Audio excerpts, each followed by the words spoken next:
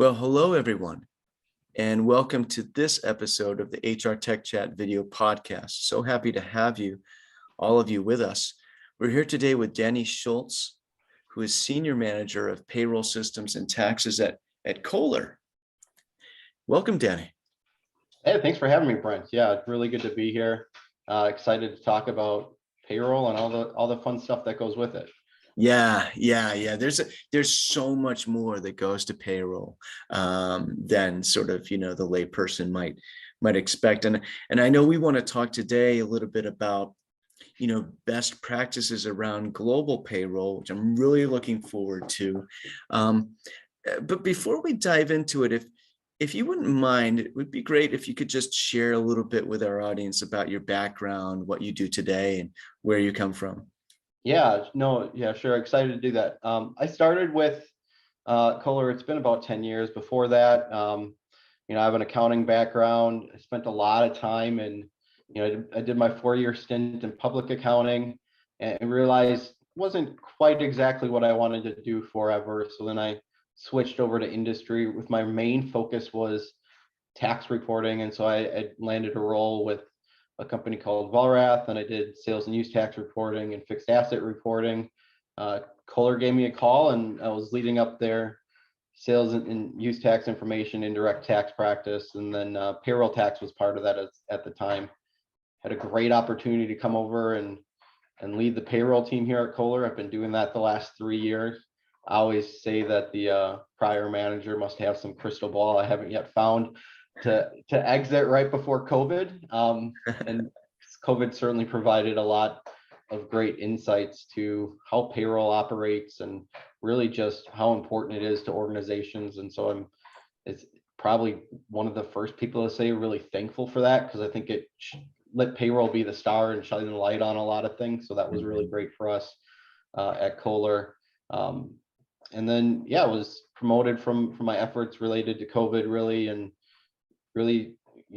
from a global perspective. We're early on our journey at Kohler. We've done a lot of research. We're starting to get the org figured out. And right now the US team reports up through me. The UK team reports up through me.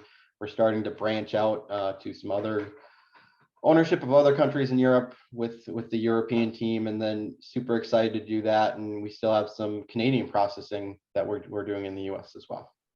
Yeah. I mean, this is, Kohler, just hearing you describe it. I mean, this is really sort of a great example of, what global payroll can look like and just how complicated and complex it can be. And I know that you've learned a lot.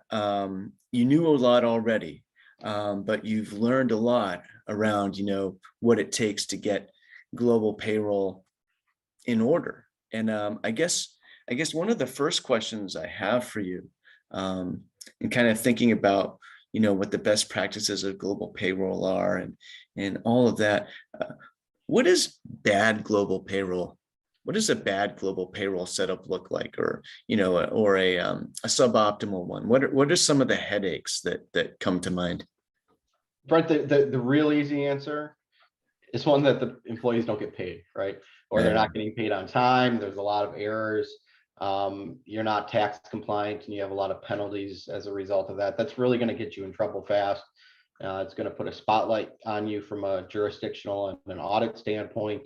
So you really want to stay clear of anything there. I think if you dig a little deeper, this is where really, to me, payroll in general comes down to data and data flow. And, the success of your payroll operation is really going to be dependent upon the success of your data. I'm a data junkie at heart, but if you're at a place where, from an organizational standpoint, you're doing multiple data entry, by humans, and you're doing an entry into your payroll system, you're doing an entry into your HCM system, you're not going to get it right. And so, those interfaces are super important, and it's really ensuring, really at minimum, you have that one place for your system of record. And if you don't have, those interfaces built, I'd say there's a good argument that your system of records probably your payroll system, because my bet is, if, who's ever doing your data entry is going to make sure your employees get paid first.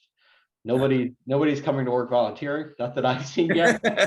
Everybody wants their paycheck on the normal cycle, Yeah, whether that's weekly, bi-weekly, semi-monthly, once a year, whatever it is. And it's really important that you get it as accurate as you can. And so that's really that the bad data is going to get you far. And you want to make sure the employees get paid and they're paid right, but you can also pull reporting from the right spot, and that's yeah, one of the hardest things. yeah. I've heard elsewhere this idea of, you know, touchless payroll, which is sort of the ultimate, right? But this idea that the more hands that touch the payroll data, the greater the risk there is for error, right? And you also have to worry about, from what I've heard and learned, is that you have to worry about employees' personal identifying information, PII. That's a big deal too. The more people that are touching it in the organization, there's, even not even out of malice really, but just inadvertently knowing that information, or sharing it in improperly by accident. Even it can be a real ball of wax.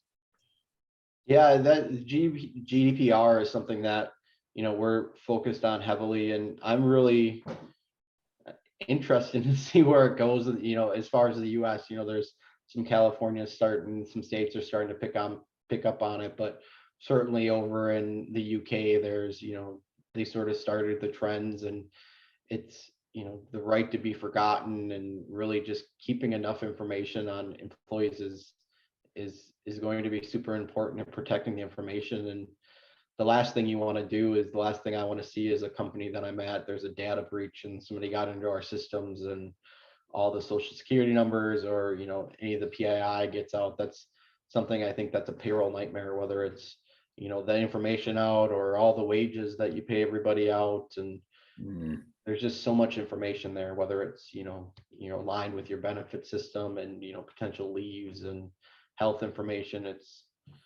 That data is very valuable, and I know that people are trying to penetrate the systems all the time.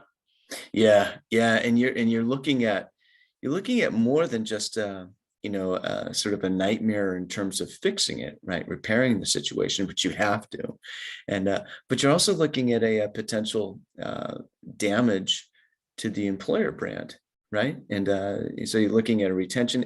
This really cascades down, where you can't even really necessarily measure all the potential, deleterious effects to the organization.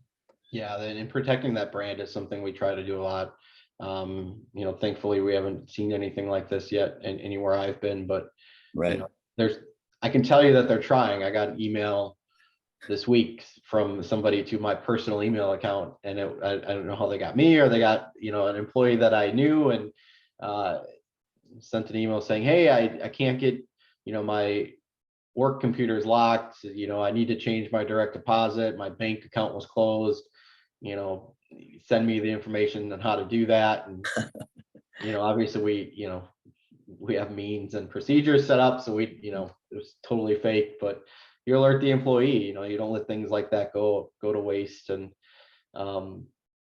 those are scary things. I've as every payroll manager has seen the email from the CEO where it says, hey, I need all the W-2s. And then that's something that you're just going to see come the end of January, February. But you have to be diligent. We've got a great security team that does a lot of great phishing training for us, and I think that leads to us trying to protect the information as best we can. Yeah, yeah, yeah, yeah.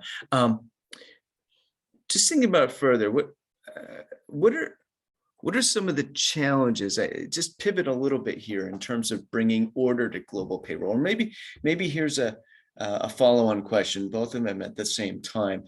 Are there any sort of basic or first, second, and third steps? Is there sort of a common, or a well thought out sort of cadence of steps that you should always take when you've just finally decided, you have buy-in at the organization, you finally decided, hey, we need to bring order to our global payroll, bring it under, solve for it in a modern way. What are some of the first steps that you take? Yeah, I think the first step is really knowing your landscape. I think if you look at, some entities, and Kohler is certainly one of them, where, we've, started identifying who owns what where. And from a payroll standpoint, part of the organization, it flows up through finance.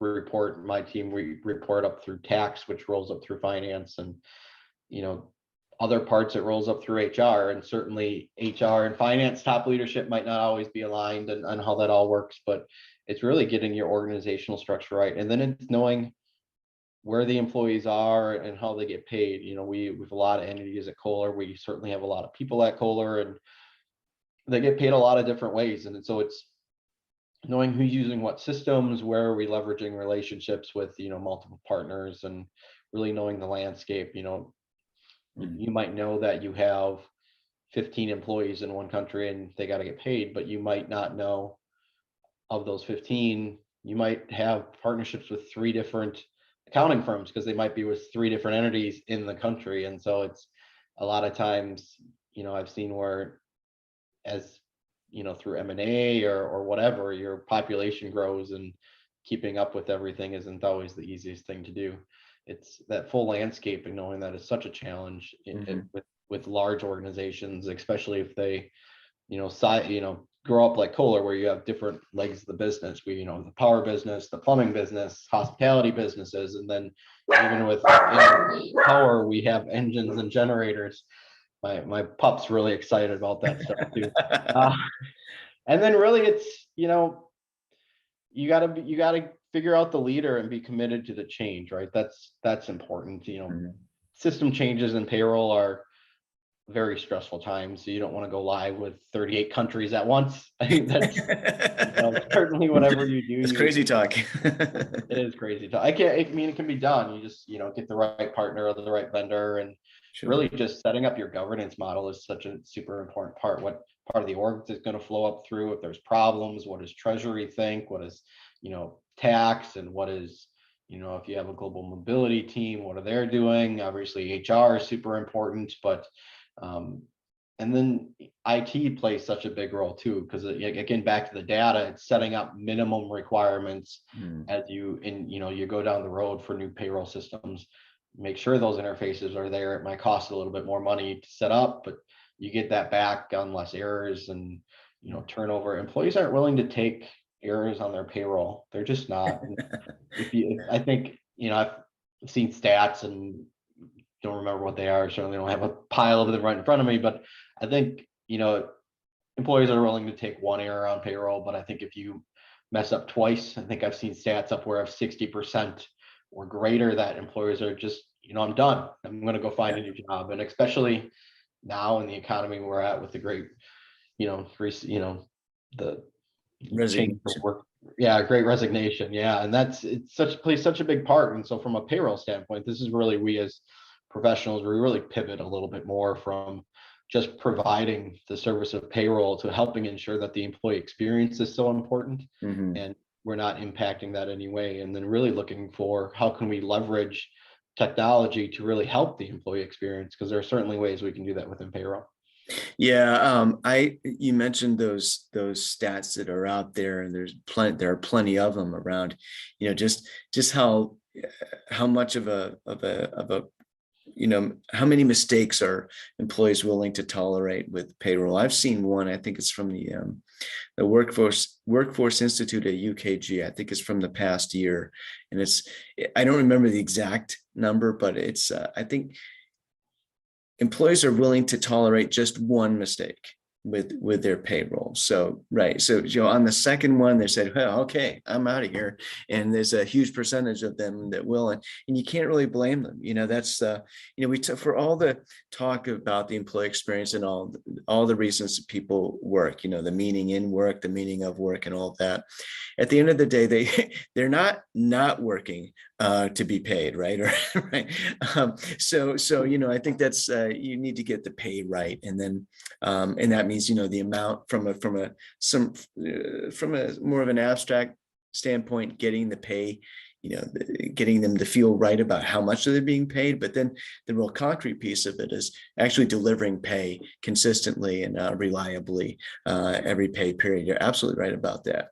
I trying to think of the word and I can't for some reason. I'm having a mind cramp. But you described kind of like exploring the organization, investigating who owns what, and just learning all the nooks and crannies, and just that big tapestry, that complex tapestry in a global organization of what entities are doing what and who's owning what. I maybe akin to maybe conducting forensics, although forensics are have to do with something that happened in the past, I think, but technically. But there's another word that's escaping me, but I wish I could think of it, because it'd be a great way to describe this, I think. But that's a huge undertaking. It is a huge undertaking. We've got, hundreds of different companies and entities at Kohler, but I don't even know the exact number, but there's certainly a lot under the umbrella, and then just a lot of different leaders and a lot of means to get paid, and then it's the cultural difference too. We were talking with a country, I think actually last week, where we're talking about taking their pay and moving the part of the processing to the UK, and this particular country, they're like, well, we don't really have a payroll calendar. Like, as long as it's before the end of the month, we're okay. And I'm like, how does that fly to employees? Like, that to me, as as a US based individual, where everybody, we're set on, we get paid every Thursday, every Friday, like we want our pay now. And they're like, yeah, just as long as it's before the end of the month. It's usually around the 25th is usually when we get paid. But Yeah. as long as it's before the end of the month, we'll show up on the first of the next month. If not, we won't. And it's That's just, the culture plays so much a role in all of this, and really getting it right. But it's, those diversified entities like Kohler, just, laying out and understanding, just, again, your data, who owns what, how the structure looks like, so important. If you don't get that right, like, you're just, it's not going to work. And it's the lift. And then it's, it has to be a living document. You can't just do it once in 2022 and then look at it and leave it sit there and then come back in 4 years and reopen it, because it's going to be outdated. People are going to you're going to have people turnover, you're going to have organizational change, you're going to have acquisitions and divestitures and all that stuff, and such a living and breathing thing. The thing about payroll is that global payroll is or as an organization becomes global, right? It usually becomes, sometimes it's fast, but oftentimes it's kind of very gradual. It just kind of happens sort of cumulatively over time, and there's some point where the organization realizes, oh gosh, this is getting pretty crazy with our global payroll. We should maybe bring some, I love to say, bring order to it, right? And there's modern technology for that and everything. But at that point, just like you said, you have to investigate it, figure out who owns what and whatever. It's almost like you're reverse engineering how payroll evolved at the organization over time to really understand and map it out completely.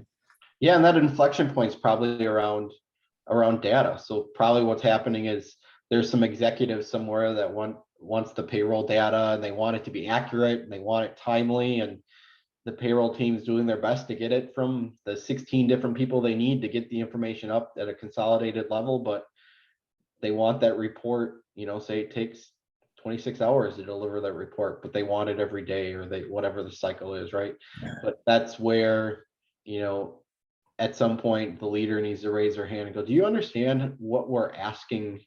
And in order for us to deliver this report, how many systems we have to touch? And there's certainly, ways to automate bad processes in there. And we pull this report from here, overlay some RPA and da da da da. But that doesn't mean that you need to accept a bad process. Sometimes you need to step back, look at it at a higher level, get the right people on board, and help you get there. That the data the data in payroll is so rich, and it's, making sure that it can be used in the org. And yeah, absolutely. And maybe we can get to that in a little bit, like in terms of what that data can do for an organization. But I love what you said right there around the idea that there's, you can automate a bad process or an excessively convoluted process, right? And you can get that data quickly, but that's definitely not the best way to do it. I think of we might make some enemies here. I'm thinking of a German-made car versus a Japanese car, right? The classic German, over engineering or making things. It's great, as complex as possible. It works great, but why do it that way when you could do it the other way? Maybe that's not the greatest analogy, but in any event, this is actually a good segue, because you mentioned to something else we want to talk about, because you mentioned an executive might come in and say, hey, I need to know A, B, and C from XYZ data. I need to know it. I need it now, every day, but it takes 26 hours to get it. What are some of the other, when you think about leadership at organization, the various members of the C-suite, and what are their stakes in the global payroll, sort of ecosystem? What do they need from it? What do they have competing needs, conflicting? Where do they align in terms of their understanding of a need for and needs from global payroll? What kind of buy-in do you need from these? From which members, to kind of move forward with the global payroll initiative? Yeah, you really have to start with, I think the easy answers there are finance and HR, right? HR is going to want to know where they people are. Finance is going to want to know how much we pay these people, how much a person costs, what's the medical, benefits costs, and you're going to eventually get down to attendance and how attendance plays in, and all those other things. So plant manufacturing personnel are going to want to know, marketing is going to want to know if, you've got, some sort of issue with, marketing analysts not coming to work, or excessive use of vacation, or whatever. And I really think, as,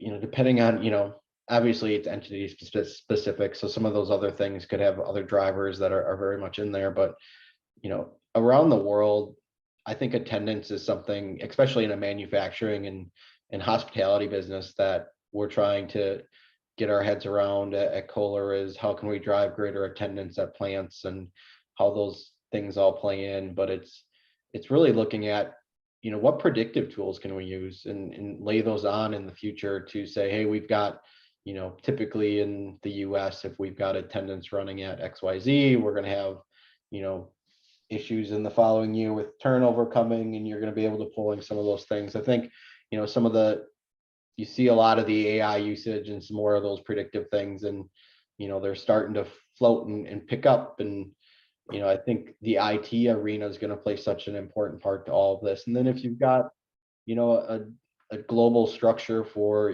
shared services, those are going to play in too, because there's certainly areas in payroll that I think you could do some things within a global structure.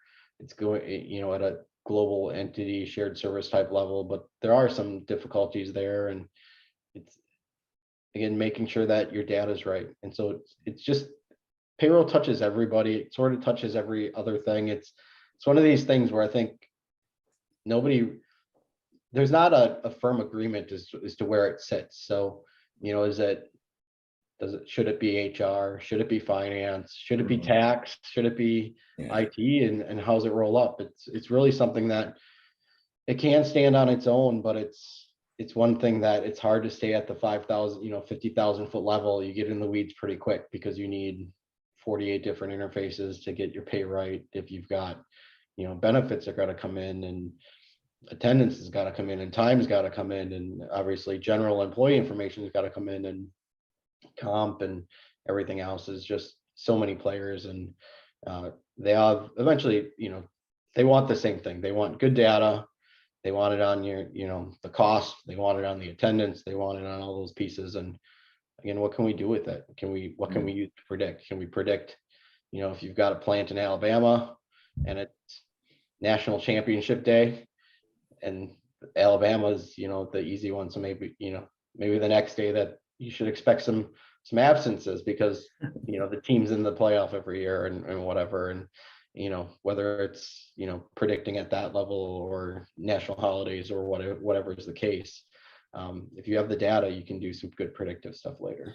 Yeah, that data, I'm so glad you just dove into that right now, because that data is just absolutely absolute gold to an organization. If you can really harness it and get it to a point where it's easy to obtain, and then you can slice and dice it and understand it through a dashboard. What is some of the resistance that an organization might encounter when it realizes, when some of the stakeholders realize, hey, we need to do something about our global payroll situation here? What are some of the what's some of the resistance, or what's some of the arguments you sort of find that an organization needs to make to really persuade some of the gatekeepers that, hey, we need to do this? Cost is always something that's going to come up when you ask that question, right? Yeah. I mean, that's the again, one of the obvious players, and is, there's some cost there when you're trying to align globally on what to do. Change management's key, and getting the change right. If it's not broke, why do a bunch of changes? Everybody's getting paid on time, and so why are we going through changes that we don't necessarily, some people will see that we don't need to do, or maybe have that argument. And it can be a risk, that if it fails and you miss paying 4,000 people in China by a few days, like that's, that goes back to protecting the brand, right? And making sure that just, stays out of anything. And so cost is a big one. IT and resourcing is big, even from an information technology standpoint. The RFP process to go to vendor, and find a global payroll partner. 5 years ago, the vendors in the space and the partners in the space, they weren't as good as they are now, and everybody's getting better. This is something where you've seen, I think Pete Tiliakis has